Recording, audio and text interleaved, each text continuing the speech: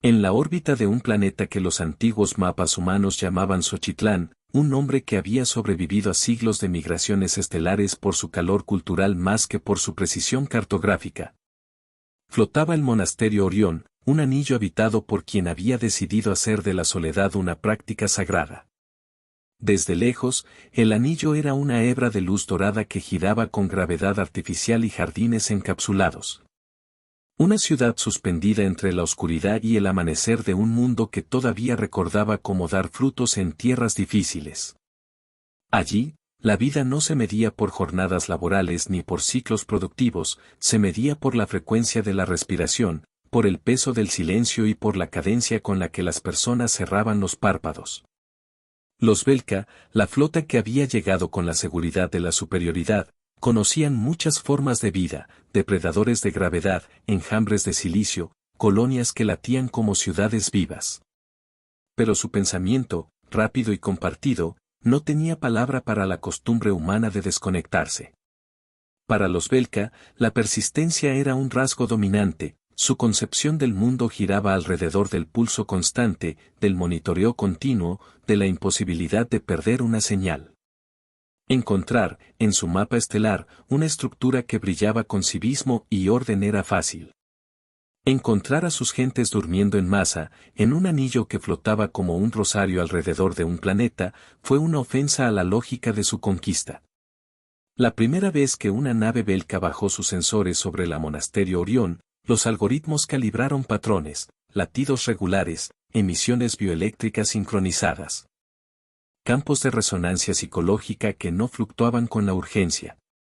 No hubo picos de actividad, ni ráfagas de radio frenéticas, ni luces de funcionamiento que delataran cadenas de producción en marcha.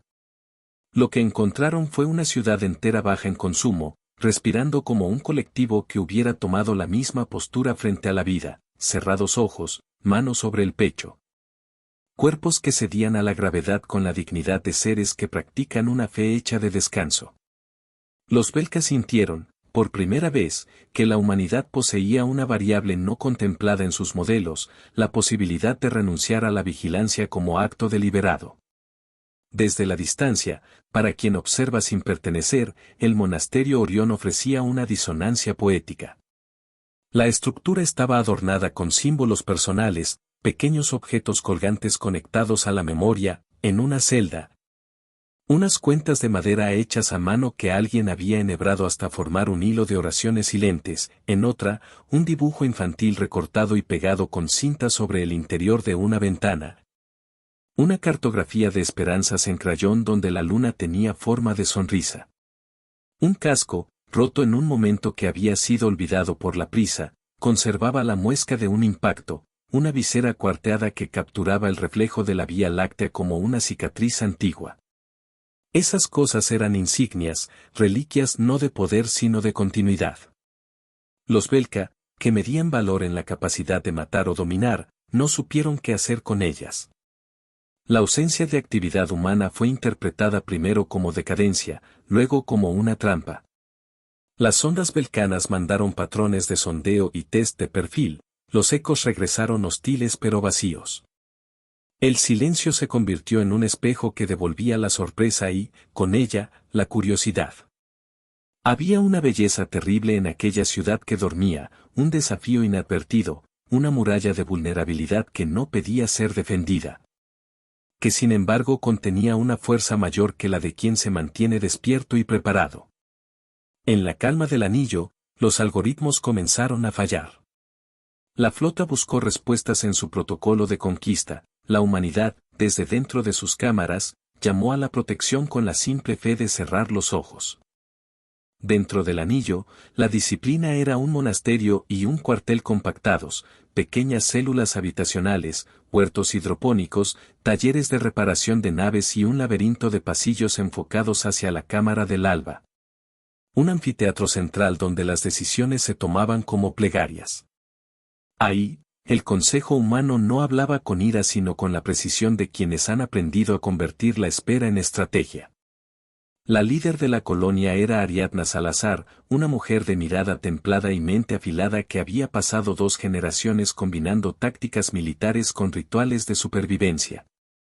No se presentó como comandante, se presentaba como custodio de un rito, la vigilia del alba, una práctica donde toda la colonia sincronizaba su descanso en ciclos largos para cargar la aurora conductor.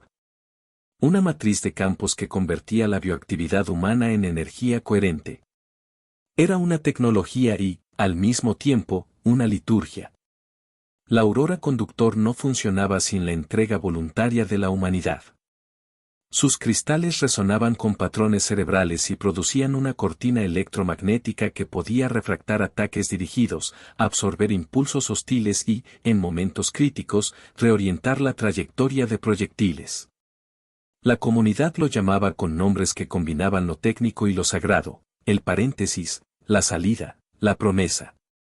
Las cuentas de madera y el dibujo infantil eran más que recuerdos, eran objetos de sintonía, portaban la memoria de manos que alguna vez las tocaron.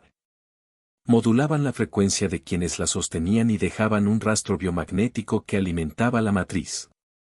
La visera rota, guardada en la pared de Ariadna, era un recordatorio físico de la fragilidad que había forzado a la colonia a aprender el arte de apagarse sin morir. La estrategia que Ariadna ofreció al consejo no fue simple. No se trataba de ocultarse ni de disminuir el perfil energético para siempre. Se trataba de usar la costumbre humana como arma y de convertir la sorpresa en ventaja. Los Belka dependían de flujo constante para sus enjambres empáticos, su interfaz con la realidad era más eficiente cuando todas las variables se movían sin pausa. Si la humanidad ofrecía una desaceleración deliberada, un descenso en masa hacia el sueño, los belcanos tendrían que recomponer sus algoritmos, reajustar, perder la sincronía que les daba eficacia. Mientras eso sucediera, la aurora conductor podría cargarse hasta un umbral que nunca antes se alcanzó, el modo paréntesis completo, capaz de desplegar una cortina que no solo refractaría ataques, sino que también generaría una perturbación en el espectro que los Belka usaban para comunicarse.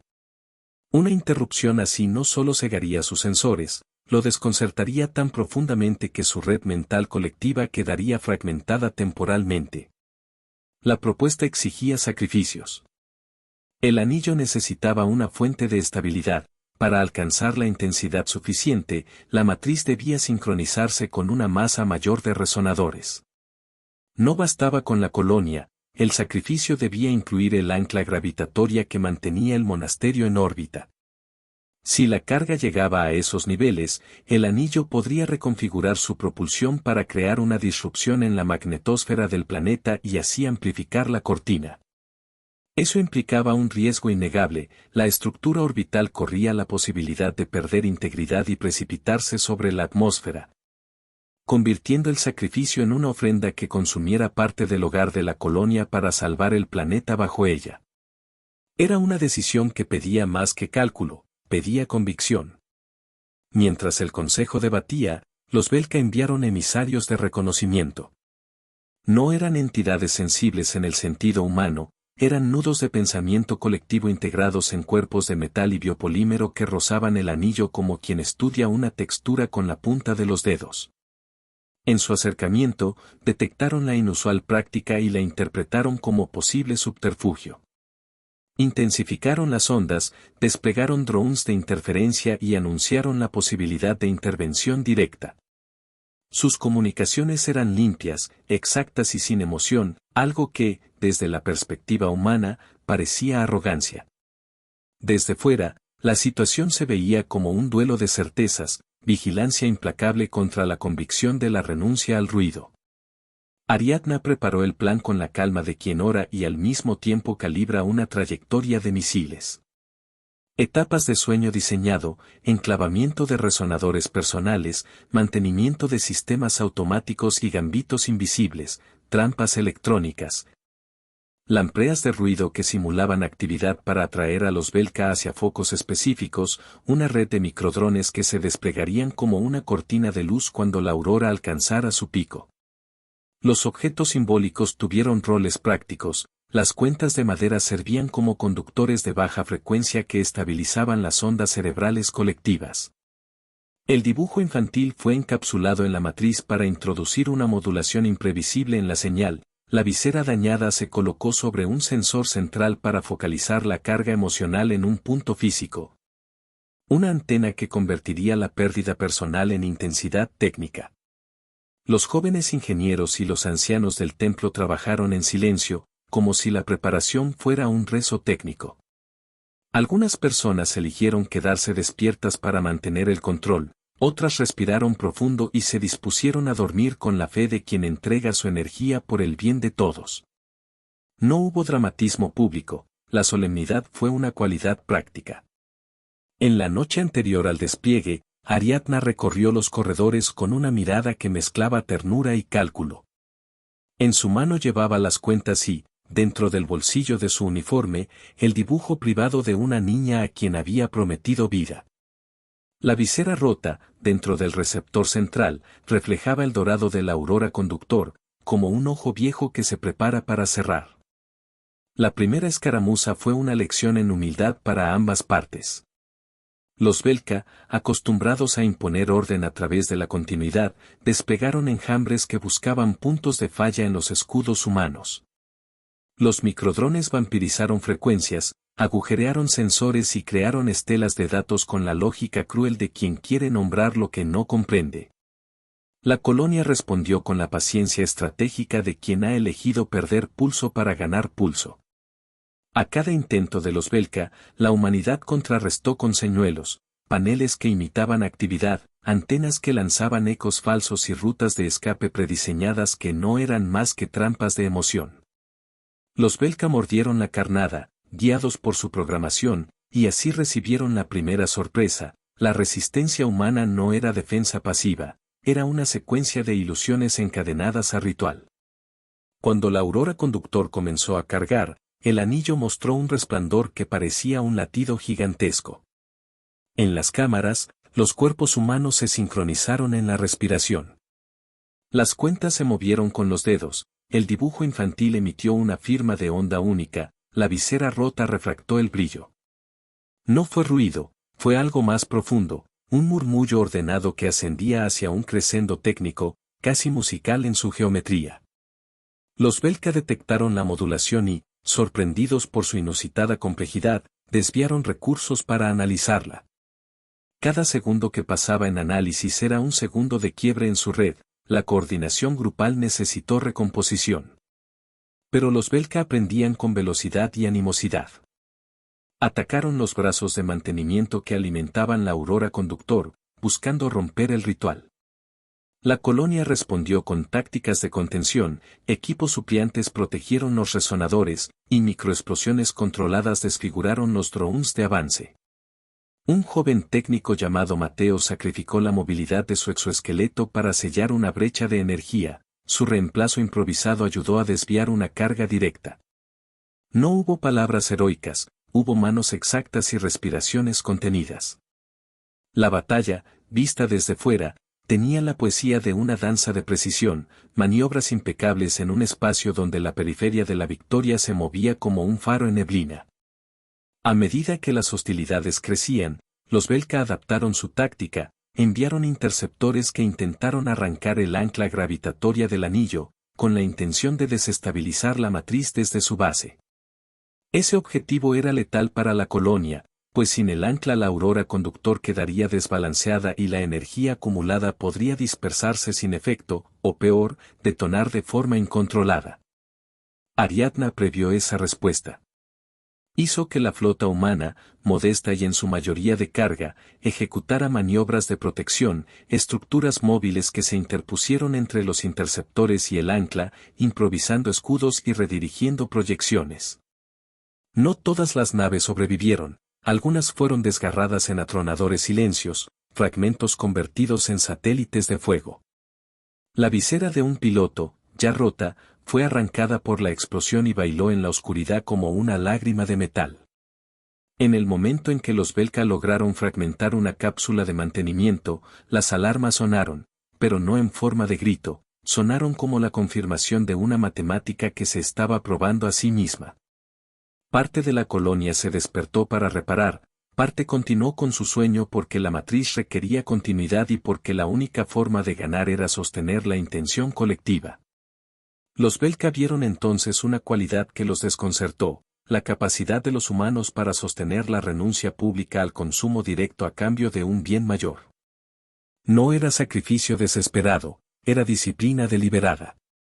Dentro de la flota Belka, la perturbación creció. La comunicación colectiva empezó a fragmentarse con microlags. Las órdenes se volvieron menos incisivas, las decisiones se diluyeron en análisis. Las naves comenzaron a errar en las maniobras y las formaciones perdieron contornos. Aprovechando ese desgaste, Ariadna ejecutó la segunda fase de su plan. Los microdrones humanos, camuflados en la radiación auroral, se infiltraron en las redes enemigas con cargas disruptivas. No eran armas convencionales, eran moduladores de ritmo. Inyectaron patrones de sueño en los algoritmos belcanos, pequeñas variaciones que hicieron que la red enemiga olvidara por instantes la continuidad, como si alguien hubiera apagado y encendido la luz de una habitación. Fue suficiente. Aún así, la victoria era provisional. Para activar el paréntesis completo, la colonia necesitaba algo más, un catalizador humano que estabilizara el flujo. Ariadna, consciente de la exigencia y de las probabilidades, tomó la decisión que sellaría su nombre. Sabía que el catalizador debía ser una conciencia que, por su carga emocional, guiara la descarga hacia un objetivo. No podía ser quien durmiera dentro del núcleo, porque el núcleo necesitaba coherencia. Tenía que ser alguien con presencia, con memoria y con voluntad. Elegiría ser esa conciencia. Cuando los Belka intentaron forzar el ancla, el monasterio Orión inició la operación final. Los resonadores, alineados por cientos de cuerpos dormidos, alcanzaron niveles de coherencia por primera vez en la historia de la colonia. La aurora conductor, alimentada por la respiración colectiva y por la carga emocional concentrada en la visera rota, escaló en intensidad hasta convertirse en una cortina de luz que envolvió el planeta como una aureola de promesa. Los belcanos titilaron al verse envueltos en un brillo que no podían asimilar. Sus sensores se retorcieron con el error de encontrar patrones que no solo eran impredecibles sino que además parecían emanar intención moral, una intención que no cabía en sus matrices. Ariadna, despierta en la sala de control, se convirtió en la guía. Su voluntad era el timón de la descarga final, estabilizar la forma del paréntesis para que, en lugar de destruir, redirigiera. No buscó aniquilar a los belcanos, buscó quebrar su cohesión para que sus tropas se extraviaran y sus naves se dispersaran. Sabía que la salida implicaba un intercambio, la estructura orbital debía perder integridad para crear el impulso magnético suficiente que extendiera la cortina hasta el campo de las naves enemigas. Era un acto de propulsión por pérdida, un sacramento científico donde la ruina del anillo produciría el empuje que cambiaría la trayectoria de la flota. Los sistemas comenzaron a desfallecer en segmentos que habían sido programados para fallar, la propulsión lateral prendió una secuencia que convertiría parte del anillo en un contrapeso. Los motores, controlados por la matriz, aceleraron para forzar el ancla hacia la atmósfera. El proceso fue doloroso y hermoso, tubos que crujían, juntas que gritaban en chispas, ventanas que se empañaban con vapor caliente. La visera rota dejó caer un reflejo de sol que barría la sala como un latigazo. Ariadna se conectó a los resonadores con cables que parecían cadenas de luz. En su mano, las cuentas de madera vibraron con la frecuencia del planeta. No hubo discursos, no hubo gestos grandilocuentes, solo una decisión tomada con la calma de quien acepta la muerte como un acto voluntario de protección. Los belcanos reaccionaron como una mente herida. Sus formaciones se disolvieron en espirales erráticas, sus enjambres colapsaron en giros que los hicieron chocar contra sus propias naves. La perturbación en la comunicación colectiva les provocó un tipo de mareo existencial, percutieron contra campos que su lógica no podía mapear y comenzaron a dispersarse en direcciones sin sentido. En esos instantes, la aurora conductor liberó una frecuencia modulada por la emoción humana, una vibración que funcionó como una carta de ruptura en las redes belcanas. Vistas desde el planeta, las naves enemigas parecían mariposas cegadas por un fuego que no era de su mundo. Mientras la cortina se extendía, la integridad del anillo se comprometía. Se escucharon los crujidos, las placas que se soltaban y los mecanismos que cedían bajo una carga que no habían sido diseñados para sostener. Algunas secciones reventaron en una cascada de escombros que se convirtieron en meteoros artificiales. El monasterio Orión, que durante siglos había flotado como un testimonio de calma, comenzó su descenso calculado. Los que dormían dentro fueron cubiertos por la corriente de luz, protegidos por la interferencia misma que se había originado en su entrega. Otros, que habían decidido permanecer despiertos, se aseguraron de que el proceso fuera lo menos letal posible y orientaron los escombros para que la mayor parte cayera en zonas deshabitadas del planeta. Ariadna sintió el peso de cada decisión en su cuerpo. En la conexión final, cuando la matriz alcanzó su pico, transmitió su voluntad no solo para estabilizar la descarga sino también para guiarla. Un pulso concentrado que fue dirigido hacia los puntos donde las naves Belka acumulaban fuerzas. Su conciencia, como un faro, trazó la curva exacta que haría que la cortina atrapara y redirigiera las trayectorias enemigas. No fue un acto de cólera sino de ingeniería compasiva, escoger la vida de millones por encima de la integridad de su propio hogar. La descarga final fue un rugido que no se oyó como sonido sino como un cambio en la geometría del espacio cercano. Llamas de luz se estiraron, magnetosferas se ondularon y naves que habían jurado dominio encontraron sus motores volviendo hacia el vacío sin propósito. Varias naves se suicidaron contra campos energéticos o fueron empujadas hacia trayectorias de evacuación, otras, desintegradas por la fricción de un ambiente alterado, dejaron caer fragmentos como lluvia negra. En medio del fenómeno, el anillo se partió en segmentos que, en su caída calculada, atravesaron la atmósfera como pétalos de metal. Ariadna, atada a su consola, sintió la última vibración en sus manos. Las cuentas de madera se oscurecieron por el calor de la sangre y la sal de su sudor. Dentro del sistema, el dibujo infantil brilló brevemente como una señal de que la intención humana había sido escuchada. En la penumbra posterior a la explosión, algunos sensores aún captaron movimiento, señales débiles, cuerpos que buscaban refugio. La flota Belka, desordenada y herida en su noción de sí misma, se retiró hacia los bordes del sistema estelar con una confusión que no habían conocido antes. La lluvia de escombros terminó antes de que los humanos pudieran contar todas las pérdidas. El planeta recibió la oferta que la colonia había hecho en órbita, un escudo temporal, una herida curvada que desvió lo peor de la embestida Belka y que depositó la carga del conflicto sobre un paisaje que, aunque golpeado, seguía respirando. Los campos de cultivo, las aldeas en los valles, las ciudades costeras en Xochitlán amanecieron con un brillo extraño en el cielo. El monasterio Orión ya no era un anillo perfecto sino fragmentos que ardían en la atmósfera como antorchas que se apagaban lentamente. Algunos de esos fragmentos cayeron en océanos lejanos, otros descendieron sobre llanuras vacías, creando cráteres y nuevos relieves. La superficie fue marcada pero no destruida. Los Belka, por su parte, aprendieron una lección que los dejó perplejos. Habían esperado que el fin del anillo significara el fin de la entidad que los había desafiado. Lo que encontraron fue la persistencia humana replicada en pequeños actos, campos que se resembraban, comunidades que levantaban refugios improvisados y niños que encontraban la manera de dibujar sonrisas en piedras calientes. La sorpresa central fue más íntima, los belcanos, que habían pensado la conciencia como un proceso que se fortalecía con la vigilancia, vieron que la renuncia al ruido podía contener una fuerza mayor.